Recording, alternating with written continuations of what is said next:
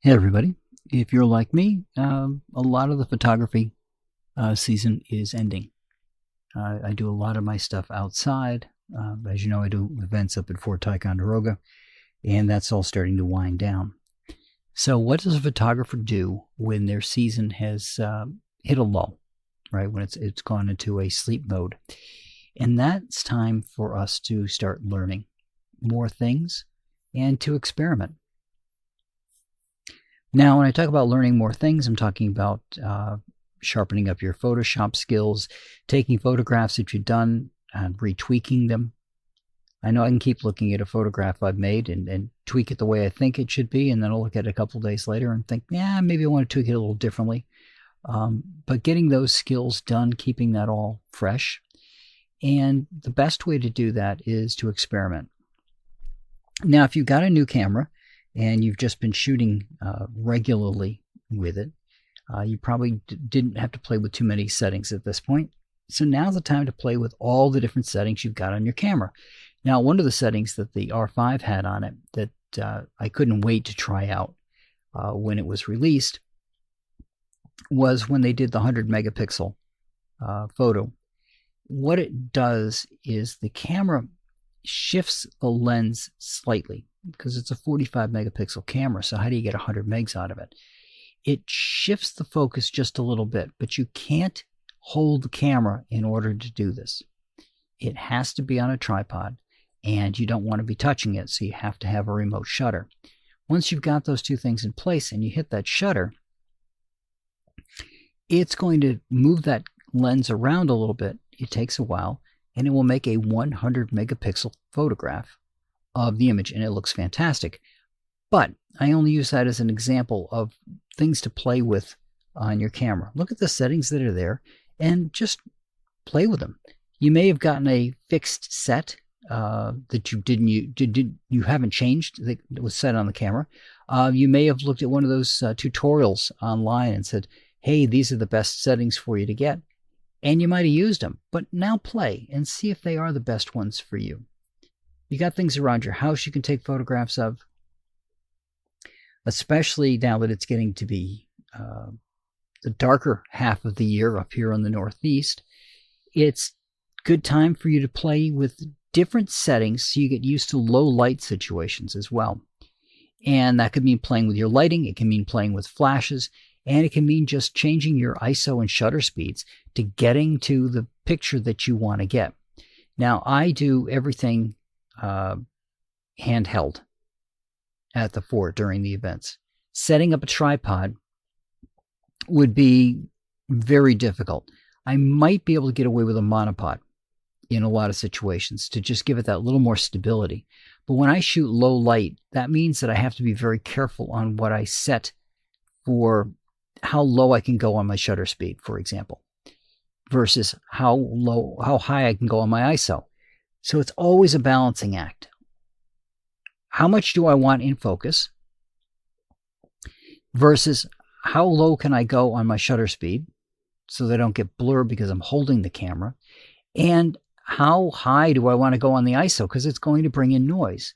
So play with those settings on your camera. Get to know your camera, because while there are differences among camera brands, there can be differences within cameras too, just a little bit. And knowing how your camera is going to behave will help you out over the course of your next season, going through and taking those photographs and knowing the best way to take those photographs and the best settings to set up and how low and how high you can go on certain things. Also play with different angles, right? Take people at different angles, take things at different angles. Whatever you have available to you, take photographs. We're in a digital age now, so we don't have to worry about the expense of taking photographs and having to deal with film, right? All we have to do is just take the photographs, see what we like and what we don't like about what we did, learn from it, throw it away. The only cost here is the time it takes to take the photographs and to review them. And then you'll have a whole bunch of things that you can take and play with Photoshop, or go grab whatever the latest thing is that you can find online to go play with. for applications to see how that'll help your photographic workflow. In addition to that, you can also go out and try different things like removing items. I mean, you've seen those things online where it says, hey, can you remove X, Y, or Z? This will give you an opportunity to take a picture with something in it that you want to remove, and then removing it and see how that works and see how easy that is and get that into your workflow. And if you've already been doing stuff like this, keep doing it. Repetition helps, and it'll keep you fresh while you're in your downtime, and give you something to work on and more techniques to try, more things to learn. And don't forget to take notes. There's nothing wrong with taking notes or setting presets. In Photoshop, you can set up a macro, basically, that will walk through the things that you just did. And you can go through and set those up and get ready for your next season. Maybe they'll be appropriate, maybe they won't, but you don't know until you try. There's also some online things. There was one that I used for a while that you upload a whole bunch of photographs. And it's basically designed for event photographers. It's not going to be designed for a standard portrait photographer necessarily. And the reason I say that is because you have to put thousands of pictures up for it to learn your style. And these are all pictures that you have taken and edited. So these are your final drafts. This is to get for the AI to get a feel for how you do your photographs, what your settings are on it. And on the back end, I think it's just literally taking apart the settings that are on the photograph and learning what your lighting is, what your color grading is, and going through and learning from that so that it can apply it to the next set of photographs that you upload. The advantage to something like that, for a wedding photographer especially, is it takes a long time to get photographs the way you want them. Once you've got them the way you want them, and you've been doing this for a while, you have a portfolio of work that you can upload and have this thing learn from.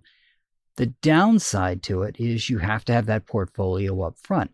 And wedding photography takes a lot of effort if you're going to do a lot of retouching.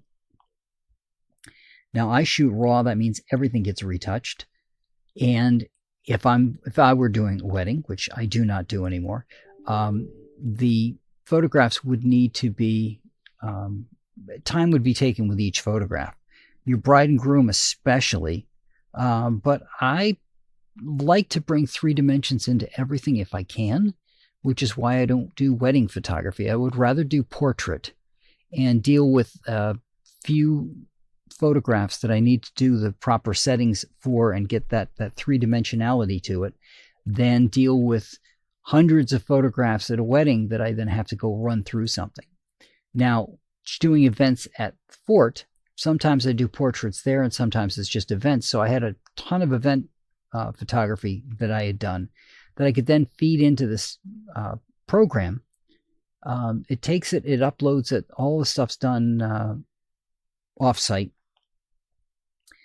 And so it can take the photographs and it can update the photographs and it can send them back. I can do 90% with the new adaptive presets that you can do in Photoshop. So it doesn't have as much value to me as it did originally. But when you can take it and give it 100 photographs or 200 photographs and have it do 80 to 90% of the work for you, well, that cuts things down quite a bit. I can take, on a portrait, I can take up to 15 minutes to retouch an individual portrait that I've taken.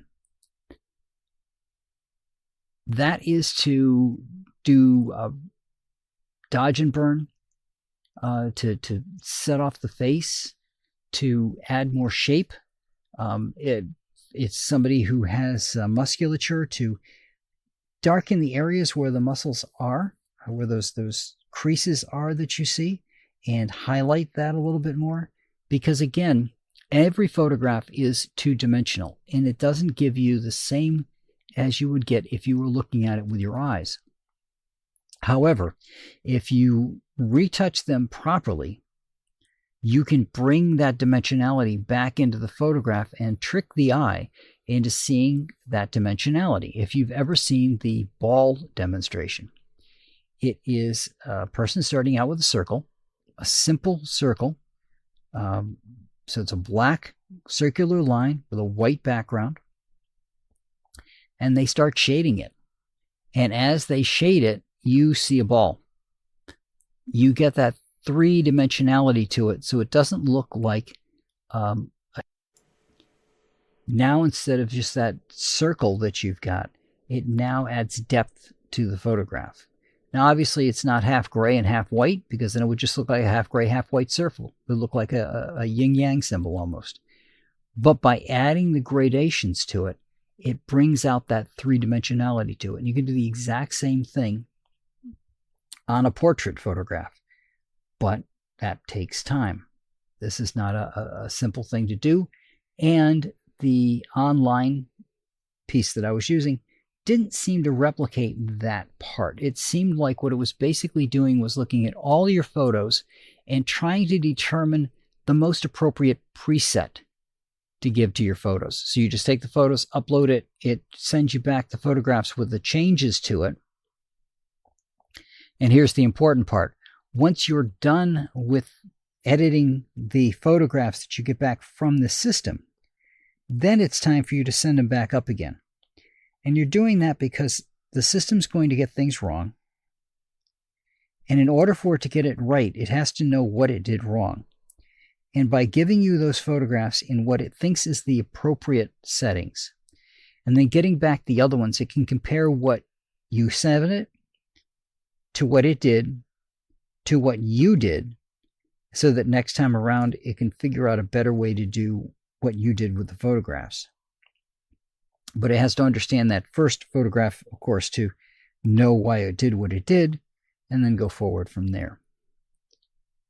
But the advantage of this time of the year for us, who do outdoors stuff, is that we can now experiment and hone our skills so that we're even better next year. So that's what I got for you this week, and I will talk to you all next week.